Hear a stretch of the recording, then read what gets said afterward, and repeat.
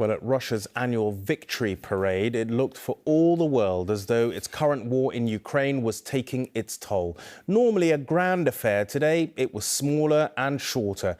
There were fewer troops marching through Red Square than even during the pandemic. There was no flypast and no modern tanks. President Putin told the crowds Russia's future depended on its troops fighting in Ukraine.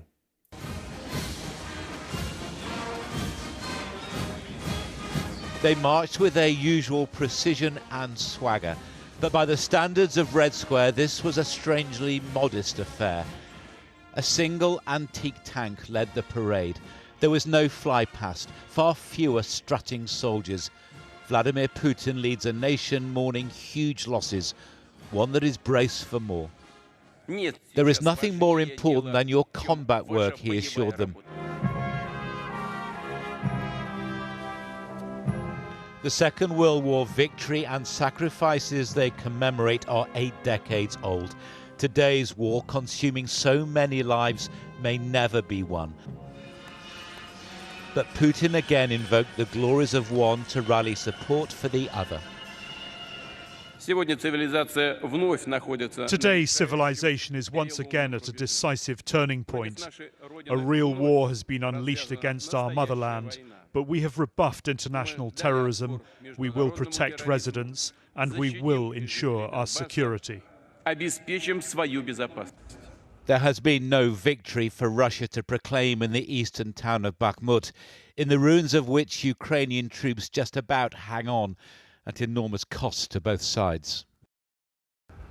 This war has been stuck in a bloody stalemate for months, but a new phase is due to begin. The Ukrainian counter-offensive, in which much hope and a great deal of Western military support has been invested. In Kyiv, the president of the European Commission paid tribute to Ukraine's war dead, but received a blunt message in return, a demand for even more.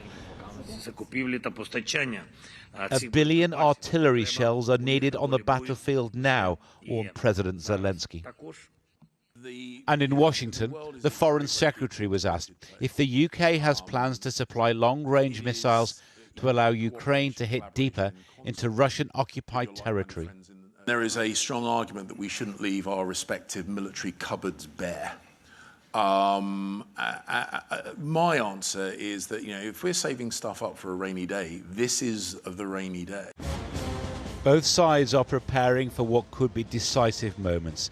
Vladimir Putin has made this a war of survival for Ukraine, for Russia, for himself. John Ray, News at 10, Kyiv.